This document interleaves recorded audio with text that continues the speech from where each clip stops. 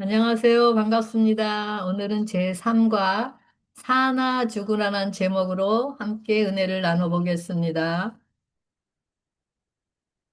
저희 아버지께서 연세가 많으셨고 또 질병이 있으셨기 때문에 고생하시다가 작년에 돌아가셨습니다. 저희 아버지께서는 따뜻한 물수건으로 다리를 마사지 해드리는 것을 굉장히 좋아하셨어요.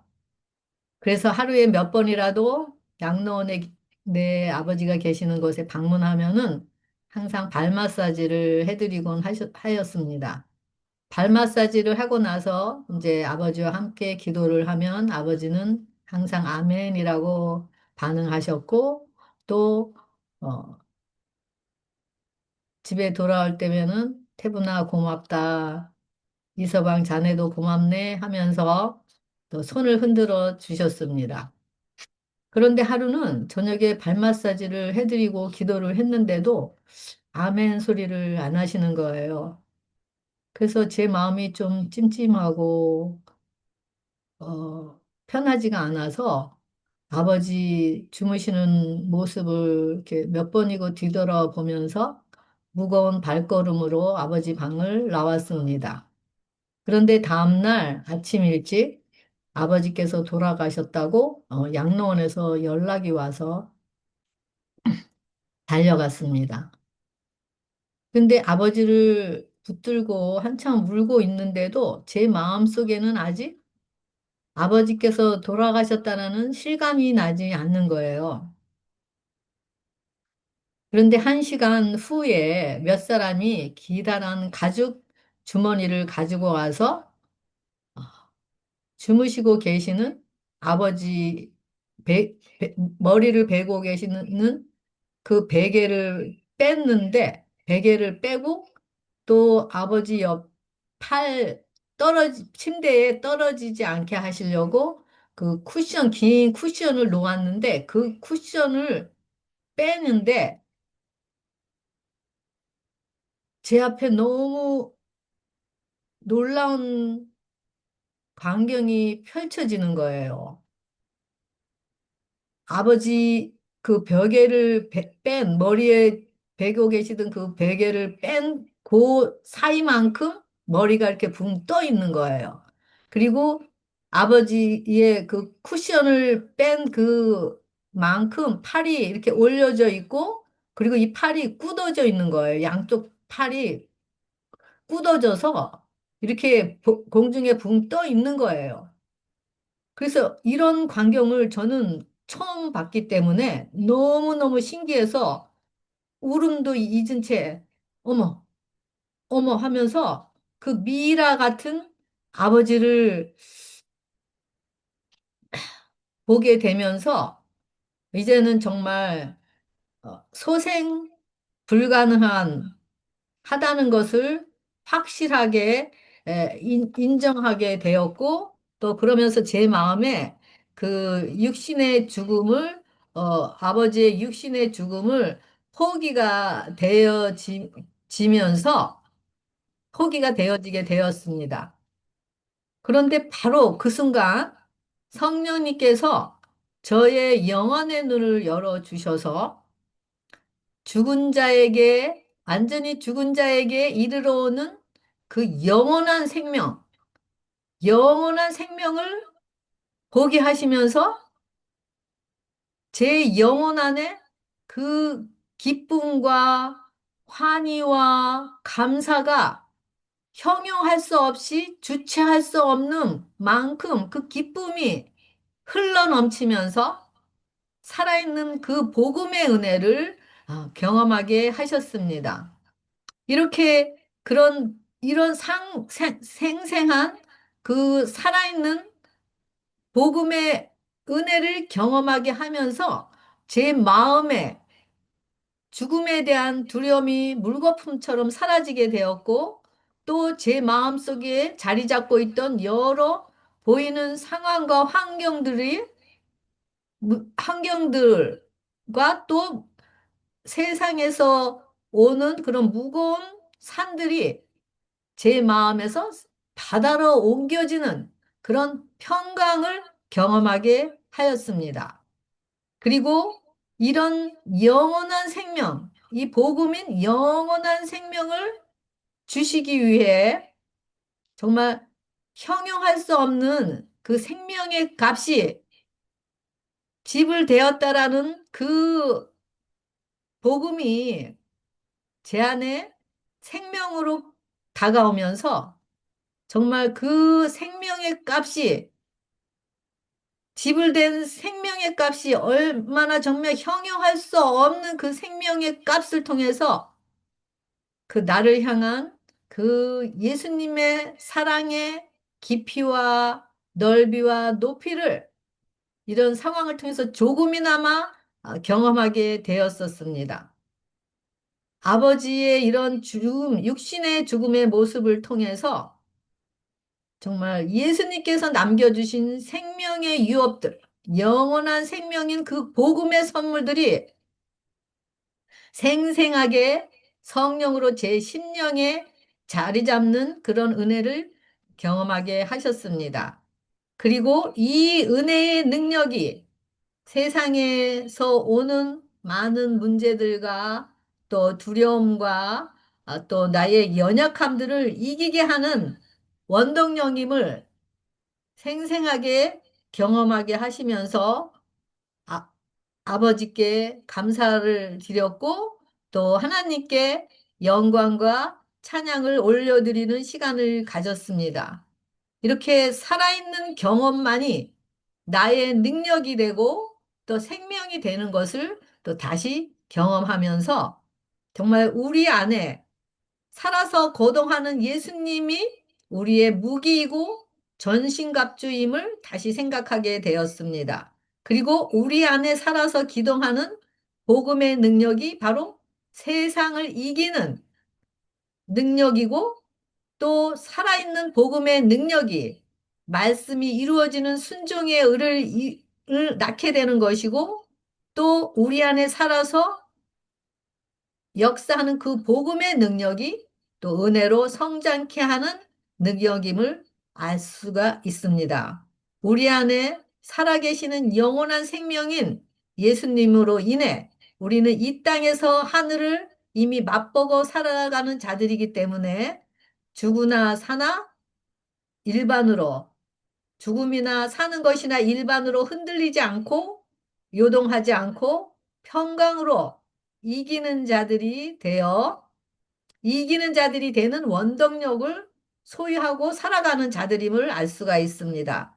이런 자들은 은혜 빚진 자로서 자신 안에 살아 거동하시는 예수님의 생명을 나누면서 오직 예수님만을 높이면서 하나님께 영광 돌리는 삶이 사라지게 되고 또 이것이 우리들의 생애 목표가 되는 것임을 알 수가 있습니다. 오늘 제3과 사나 죽으나 이 은혜의 말씀을 통해서 우리의 혈과 육의 생각은 죽고 우리 안에 살아서 기동하시는 바로 전신갑주인 예수님을 통해서 우리의 주위에서 오는 어떤 고통이나 환난이나 또 핍박이나 여러 가지 연약함이나 어떤 것이라도 넉넉히 이겨나가시는 여러분과 제가 되길 바라면서 말씀을 시작하도록 하겠습니다.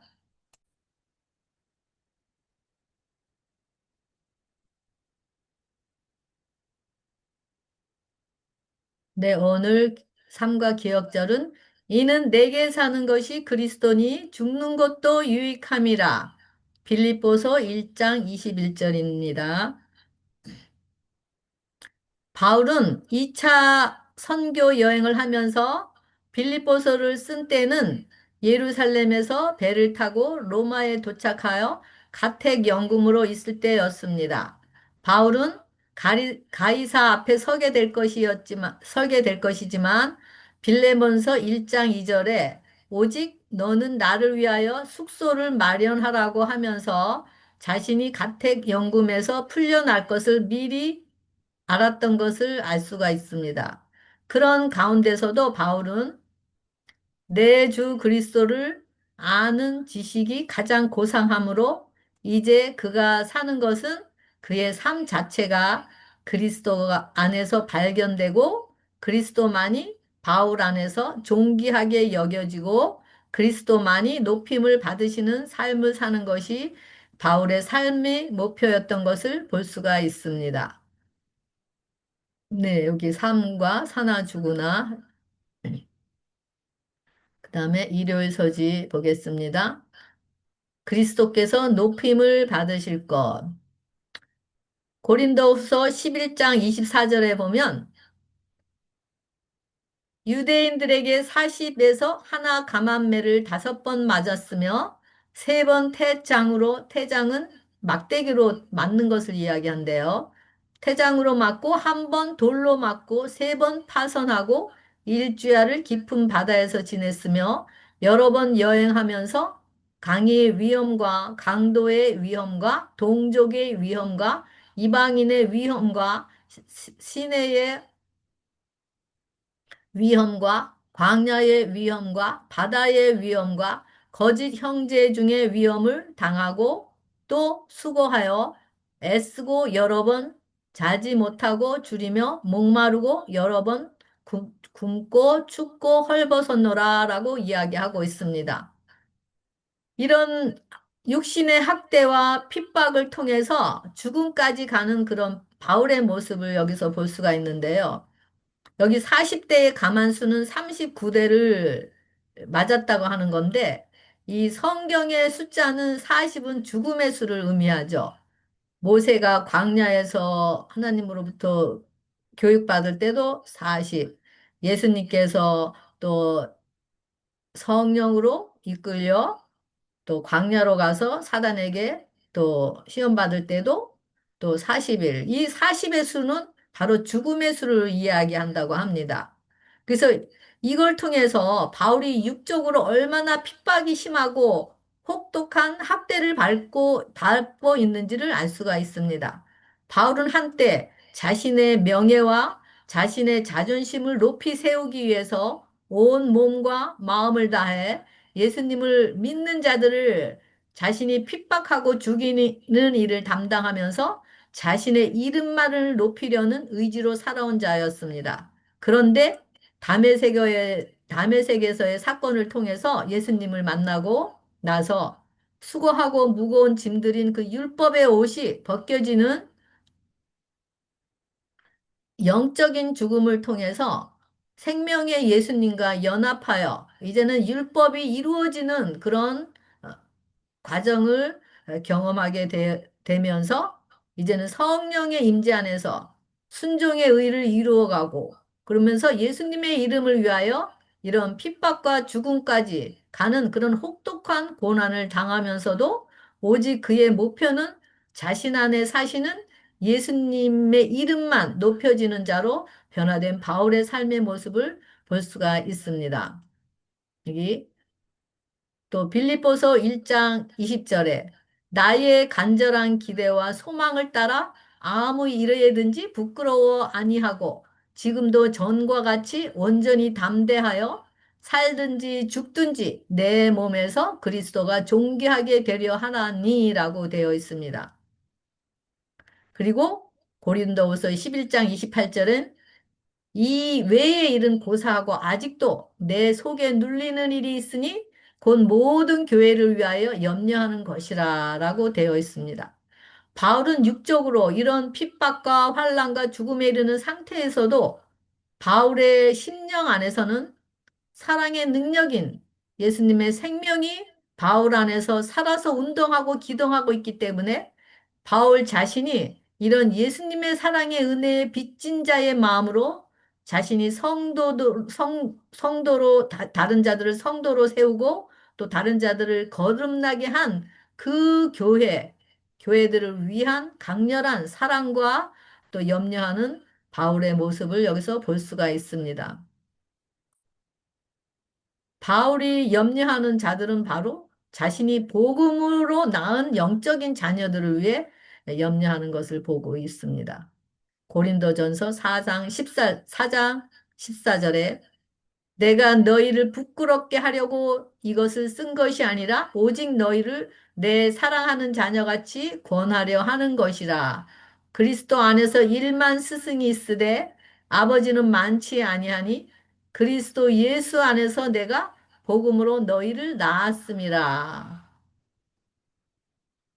바로 바울이 여기서 자녀라고 하는 것은 요한복음 8장 44절에 우리는 마귀의 자녀라고 그렇기 때문에 마귀의 일을 한다고 하면서 뭐라 그랬냐면 진리가 그 속에 없으므로 진리에 서지 못한 자들을 이야기하는데요. 바로 이런 자들을 바로 바울 안에 있는 은혜의 영께서 역사하여 영적으로 진리가 거하는 거듭난 자들 그리고 바로 거듭난 자들을 바로 복음으로 낳은 영적인 자녀라고 이야기하고 있음을 알 수가 있습니다. 그리고 바울이 염려하는 것은 또 뭐죠? 영적인 자녀를 해산하는 고통으로 낳은 자녀들을 여기서 이야기하고 있네요. 지금 여기 뭐라 그랬죠? 네. 예, 복음으로서 똑같은 말이네요. 갈라디아 4장 19절에도 나의 나의 자녀들아 너희 속에 그리스도의 형상을 이루기까지 다시 너희를 위하여 해산하는 수고를 하노니 라고 되어 있습니다. 바로 예수님께서 승천하심으로 십자가에서 돌아가시고 부활하셔서 승천하심으로 10일 후에 제자들에게 오순절에 성령님이 임하면서 성령님이 강림하심으로써 제자들 각자에게 그런 교회가 돼서 교회를 탄생한 것 같이 바로 이것을 그 교회 해산하는 고통이라고, 아니, 교회가 탄생하는 것이라고 이야기하고 있습니다. 이런 자들을 위해서 사랑의 생명으로 낳는 그 해산의 수고를 했었다고 바울이 이야기합니다. 바울의 이름의 뜻이 바로 작은 자라고 합니다. 그래서 바울이 과거에는 율법의 의로는 흠이 없고 완벽하고 정말 그는 큰 자 중에 큰 자였습니다. 그리고 큰 자라고 자부하였었습니다. 그런데 다메섹에서 예수님을 만나고 성령으로 십자가에서 바울이 자신의 죄로 죽은 십자가에서 예수님께서 자신의 죄로 죽은 바울을 새로운 하나님의 형상으로 해산하시기 위해서 자신의 물과 피를 다 쏟으시는 그 예수님의 사랑을 경험하면서 그 자신의 상태를 알고 그러면서 고백이 자신이 만삭되지 않은 가장 작은 자라는 것을 알게 되고 고백하게 되는 것임을 볼 수가 있습니다. 이런 과정을 통해서 바울은 그 은혜가 너무 커서 은혜의 빚진 자로서 바울도 다른 영혼들을 위해 수고를 아끼지 아니하고 그들을 거듭나도록 해산의 수고를 하는 바울의 모습을 볼 수가 있습니다. 인간의 부모가 고통과 아픔으로 죽음까지 이르면서 자식을 낳은 그 자식에 대한 사랑은 결코 잊을 수 없듯이 바울에게도 이 영적으로 이런 해산의 고통과 아픔을 통해서 태어나게 된 거듭난 하나님의 자녀들을 향한 사랑이 바울 속에서 살아서 역사함으로 이렇게 매맞음과 학대와 매맞음과 학대와 그런 죽음의 상태라 할지라도 그런 사랑이 그런 상태를 초월하여 정말 사나 죽으나 일반으로 동일한 마음으로 이기게 되어지는 그것에 연연하지 않고 죽음과 삶에 연연하지 않고 또 이렇게 응? 이기면서 정말 그들에게 그런 전도하고 영적으로 태어난 자녀들에게 바울 안에 사시는 예수님의 사랑의 마음을 드러내는 것을 여기서 볼 수가 있습니다. 월요소지 죽는 것도 유익함이라. 고린도 후서 10장 4절 우리의 싸우는 무기는 육신에 속한 것이 아니요 오직 어떤 견고한 진도 무너지는 하나님의 능력이라. 모든 이론을 무너뜨리며 하나님 아는 것을 대적하여 높아진 것을 다 무너뜨리고 모든 생각을 사로잡아 그리스도에게 복종하게 하니 너희의 복종이 온전하게 될 때에 모든 복종하지 않은 것을 버리려고 준비하는 중에 있노라라고 되어 있습니다. 이런 영적인 싸움, 이론을 무너뜨리고 하나님 아는 것을 대적하여 높아진 것을 무너뜨리고 모든 생각을 사로잡아 그리스도께 복종케 하는 것. 바로 우리가 아침에 개인적으로 하나님과 만남의 교제를 통해서 행하여질 때, 만남의 산 교제가 이루어질 때, 바로 이런 일들이 우리에게 이루어지게 하시고자 하시는 것이 바로 우리의 기도 시간에서 만남이 되는 것을 볼 수가 있습니다. 또 보면은 대쟁투 그러면서 내적인 전쟁, 이고 자아 정복을 위한 전쟁이라고 되어 있습니다. 여기 사단이 우리를 계속적으로 유혹하고 있는 한 자아 정복을 위한 전쟁은 계속해서 치루어져야 할 것이다. 그러나 순종을 통하여 진리가 영혼을 거룩하게 할 것이다. 인생의 큰 전쟁은 자아와의 전쟁이며 정욕을 억제하고 그것을 정신적, 도덕적 능력에 복종시키는 것이다. 라고 되어 있습니다.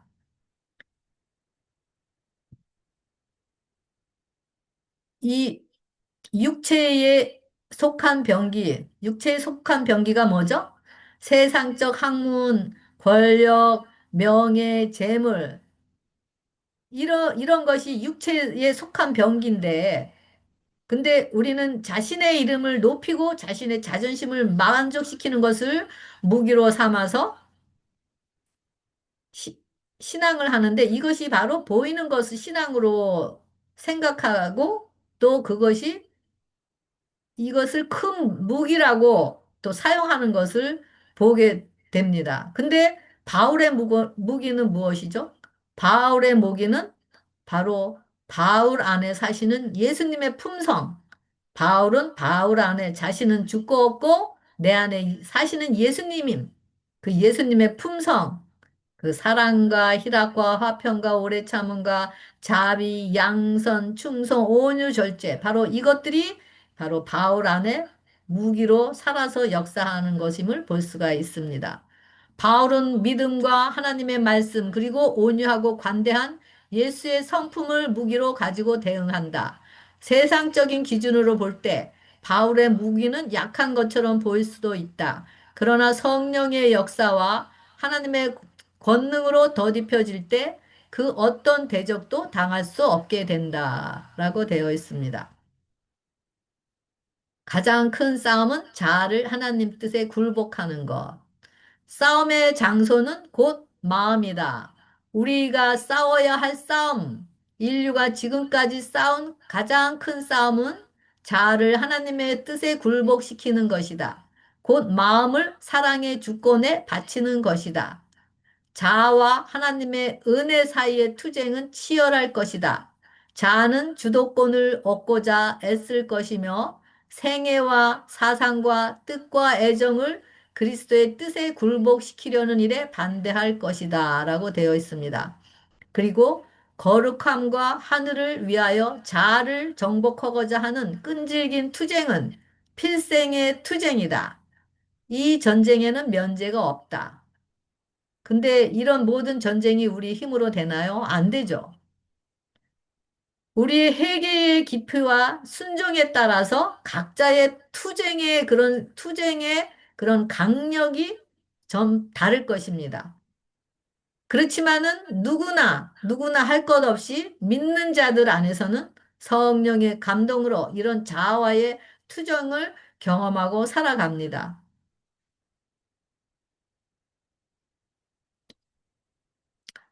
그러면 오케이. 그리고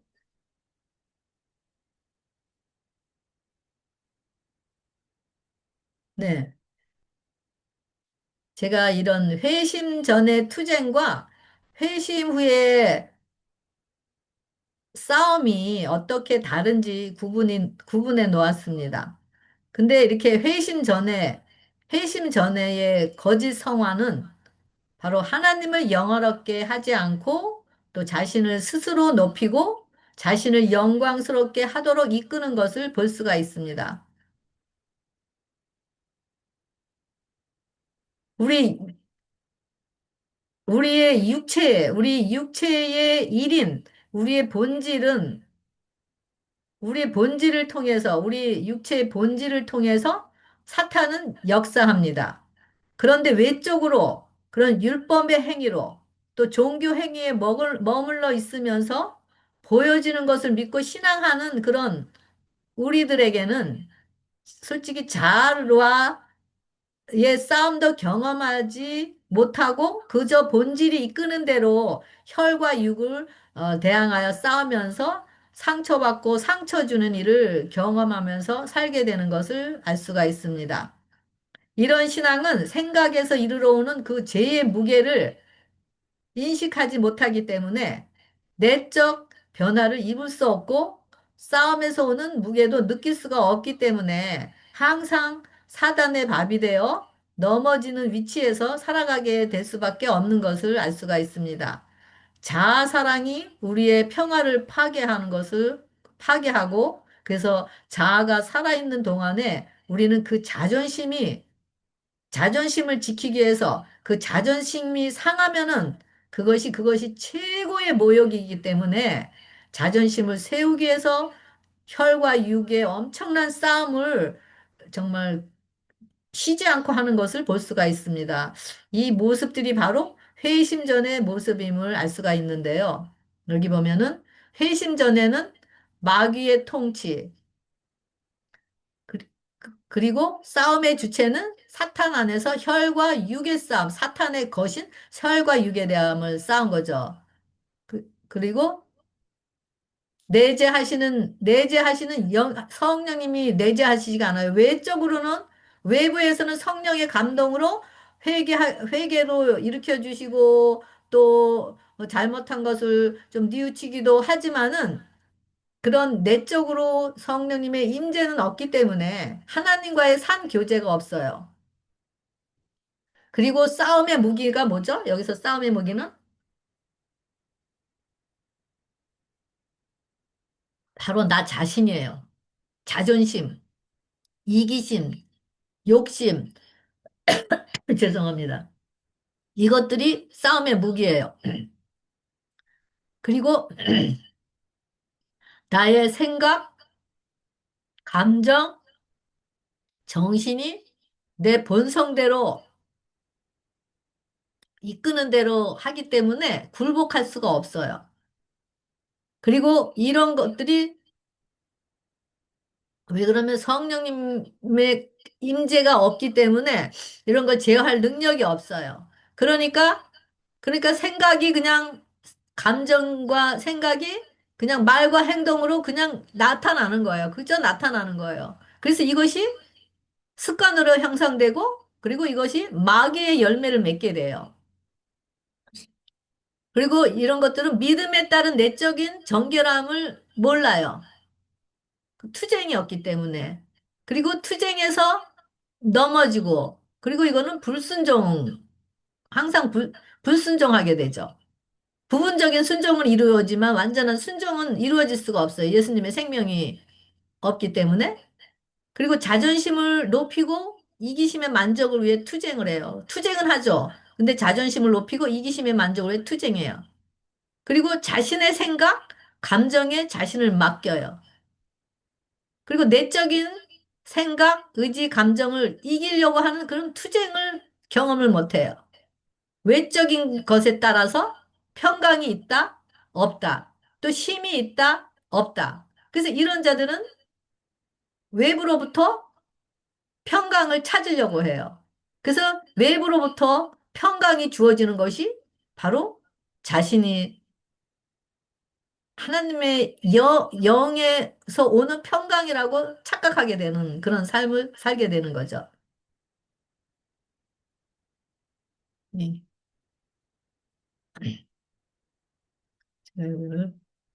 이렇게.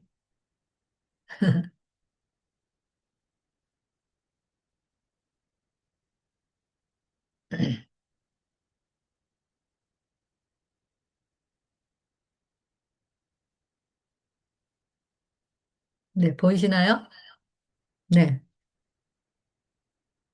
그래서 회심 후에 투쟁은 성령 안에서 하나님의 계명과 사람의 계명 사이에서 일어납니다. 그리고 중생과 새로남을 경험하면 싸움이 없는 것이 아닙니다. 즉시 육과 영 사이에 생생하고 더 강렬하고 뿌리 깊은 내적인 충돌의 싸움이 발생합니다. 그래서 넘어지는 일이 그 성장의 은혜로 성장하는 그 성장의 단계에 따라서 처음에는 넘어짐이 많아져요. 그래서 이런 넘어짐이 일어나지만 그런 넘어짐은 일어나기 위한 성장을 위한 바로 발돋움이 되는 넘어짐임을 알 수가 있습니다. 이런 넘어진 자만이 일어날 수 있기 때문이기 때문에 근데 이런 것을 잘 알지 못하면은 나는 실수하지 않는다라고 하면서 생각하는 자들은 나는 실수하지 않는다라고 생각하는 자들은 넘어짐을 통해서 경험되는 그 큰 하나님의 은혜를 맛보지 못하기 때문에 믿음 있는 사람들이 왜 저러냐고 판단하고 정죄를 하게 됩니다.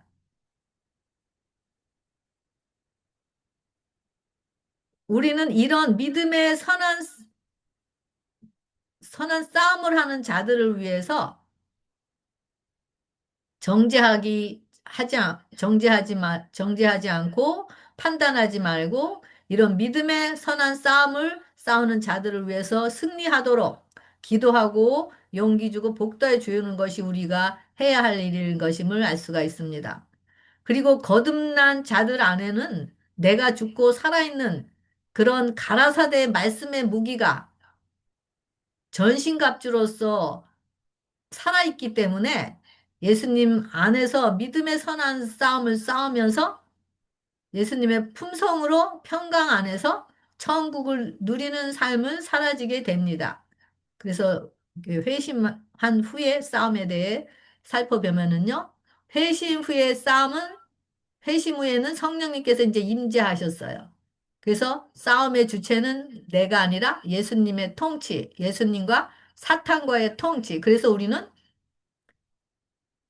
이제는 내가 사는 것이 아니라 내 안에 예수 그리스도에서 사시기 때문에 예수님께서 마음껏 제한 없이 싸우시도록 우리는 예수님께 모든 것을 맡겨드리는 것. 그것이 우리가 할 일인 것을 알 수가 있습니다.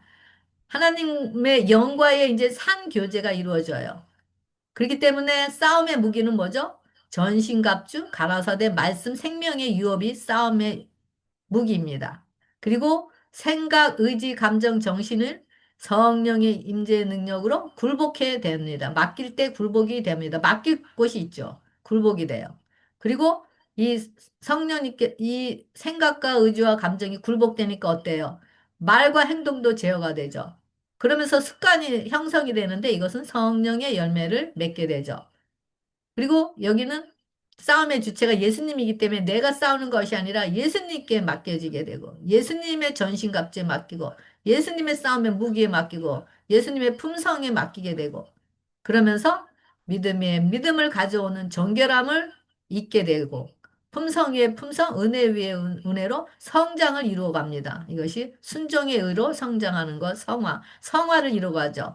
그 외적으로 이렇게 이런 자들에게는 외적으로 엄청난 핍박과 환란이 굉장히 극해요. 그렇기 때문에 그렇지만은 예수님의 생명으로 이기게 되죠. 항상. 그리고 항상 예수님의 승리하신 싸움 하셔서 승리하신 그 승리를 이미 가지고 싸우는 자들이기 때문에 이기는 자들임을 알 수가 있습니다. 그리고 이런 자들은 내적으로 평강과 힘으로 이기게 되는 거죠. 그래서 이런 자들이 보면은 예수님만을 높이고 죽는 것도 유익하고 예수님 안에 확신하는 삶을 살게 되고 예수님과 하나 되어 굳게 서게 되고 믿음 안에 굳게 서게 되고 예수님과 하나 되어 두려움 없이 살아가는 자들. 되는 것이고요. 오늘 말씀해 준 것 같이. 그리고 이것이 바로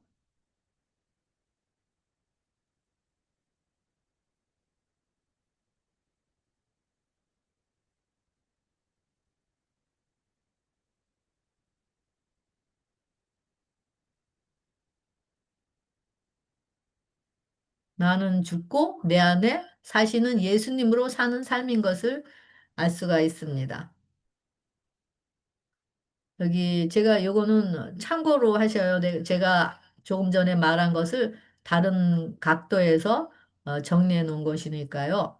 그래서 네, 그다음에 네, 빌립보서 여기 보면은 그래서 이런 과정이 있다고 우리가 다 이루었다 이제 더 이상 이룰 것이 없다라는 것이 아니라 내가 이미 얻었다 함도 아니요 온전히 이루었다 함도 아니라 오직 내가 예수께 잡힌 바 된 그것을 쫓아가노라 그렇게 얘기하고 있습니다. 참 참된 성화는 날마다 자아에 대해서 죽고 매일 하나님의 뜻에 순응하는 것, 그것이라고 얘기하고 있고, 사단의 지배가 계속되는 한 우리는 평생 굴복시켜야 할 자아와 극복해야 할 약점이 있다라는 것을 이야기하고 있습니다. 화요소지 확신하는 삶.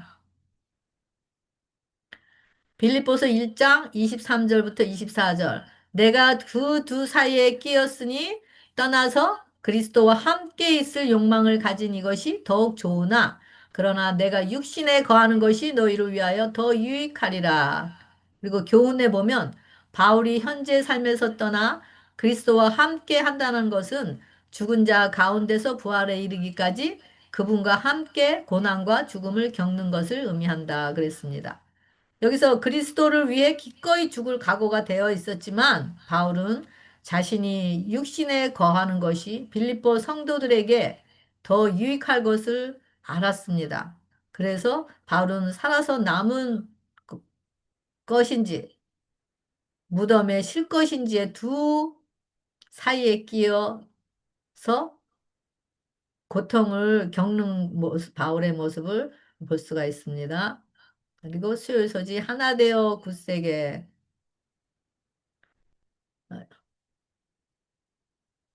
요한복음 17장 24절에 아버지여 내게 주신 자도 나 있는 곳에 나와 함께 있어 아버지께서 창세로 전부터 나를 사랑하심으로 내게 주신 나의 영광을 그들로 보게 하시기를 원하옵나이다. 요한복음 17장 11절 나는 세상에 더 있지 아니하오니 그들은 세상에 있사옵고 나는 아버지께로 가옵나니 거룩하신 아버지여 내게 주신 아버지의 이름으로 그들을 보존하사 우리와 같이 그들도 하나 되게 하옵소서. 예수님께서 하늘로 올라가시기 전에 제자들을 위해 마지막 하신 중보 기도가 나와 아버지가 하나 된 것 같이 저희도 하나 되게 해달라는 기도였습니다.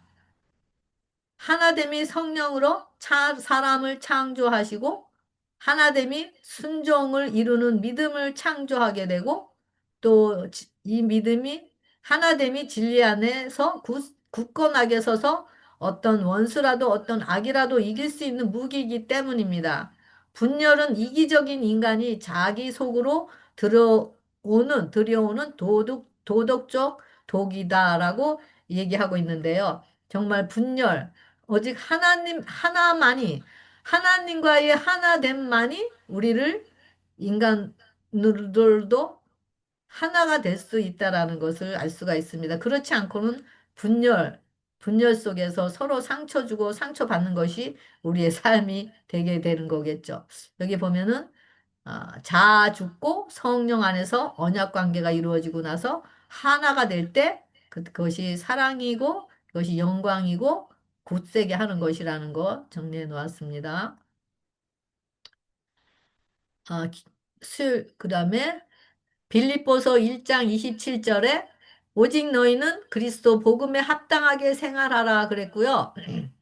그 다음에 요한복음 17장 17절에는 저희를 진리로 거룩하게 하옵소서 그랬는데 이것이 교회의 연합의 필수적인 것이라고 했습니다.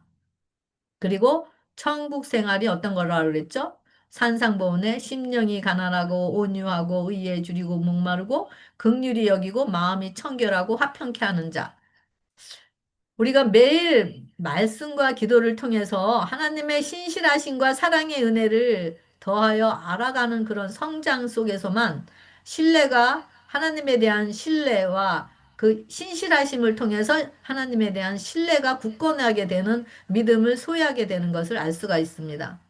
전능하시고 무소부재하신 하나님께서 어떤 것도 이기지 못하시는 것이 없는데 단 한 가지 이기지 못하는 것이 있다라는 것을 우리가 알 수가 있는데요. 그것이 무엇일까요? 그것은 바로 하나님과 성령님, 예수님 세 분이 함께 죽음 아래서 평생 종노릇하는 자들을 너무 사랑하셨기 때문에 이런 우리들을 자유케 하시기 위해 이런 본질을 가진 우리들을 자유케 하시기 위해 우리의 사망을 짊어지심으로 물과 피를 다 쏟으시면서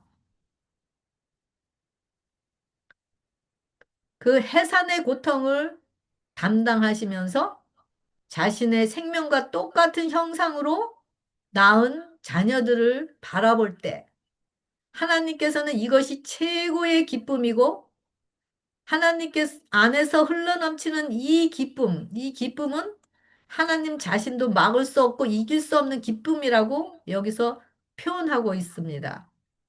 그리고 이렇게 해산의 고통을 통해 창조한 자녀들과 함께 영원토록 사랑의 교제를 하면서 영원히 살고 싶으신 것이 하나님의 마음인 것을 알 수가 있습니다.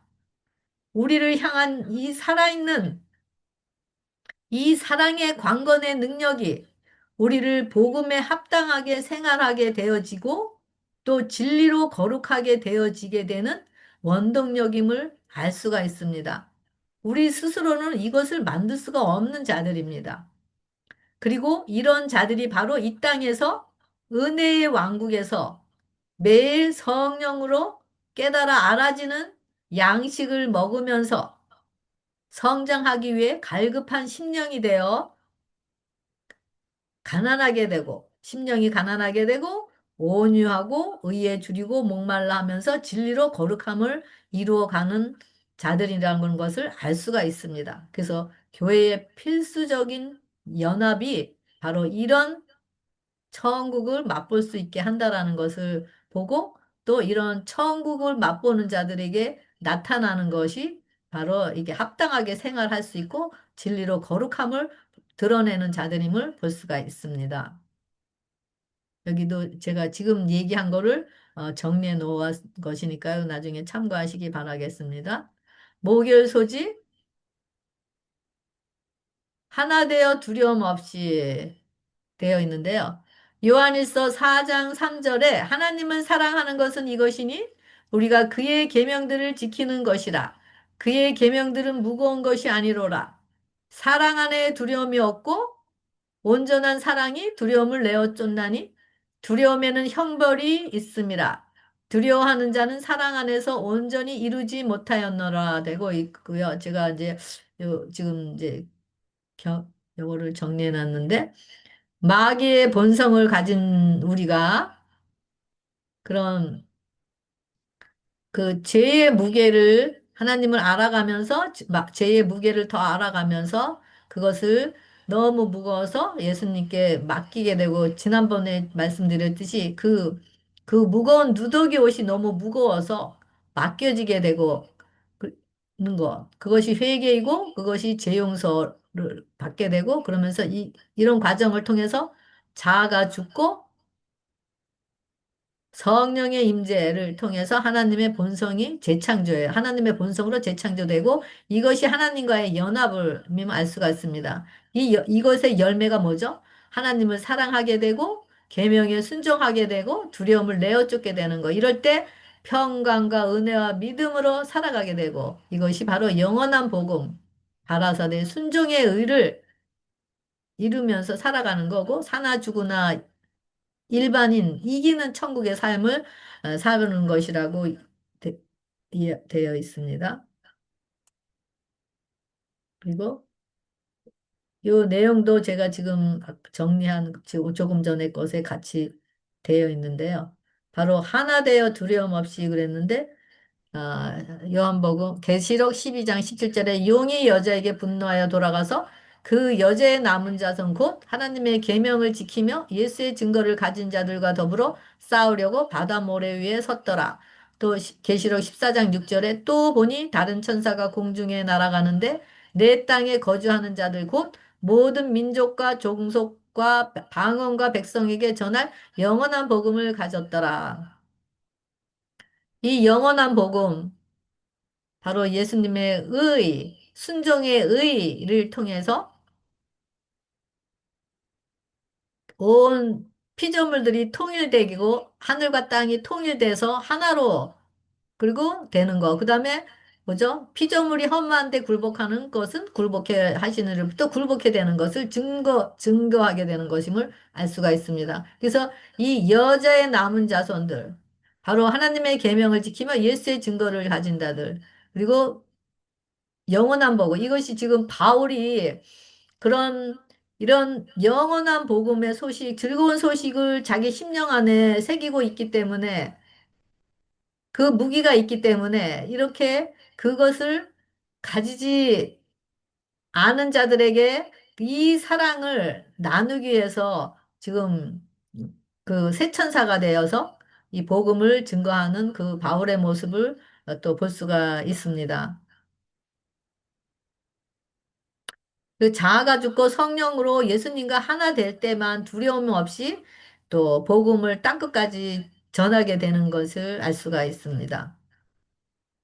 그래서 이 하나 되어 두려움 없이 할 수 있는 것은 바로 자기 십자가를 진 자들, 지고 죽은 자들, 그 예수님의 생명으로 싸우는 자들이 바로 두려움 없는 자들이고, 그다음 믿음에 거하는 자들, 그다음에 그리스도와 함께한 후사인 자들이면 알 수가 있습니다. 그래서 자기 십자가를 주고 나는 것은 바로 이것은 뭐죠? 자아 굴복, 믿음에 거하는 것은 바로 성령의 임재, 그다음에 그리스도와 함께한 후사는 생명을 상속받은 자녀 이렇게 얘기할 수가 있는데요.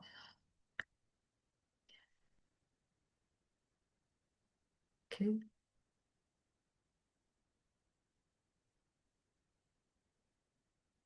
네.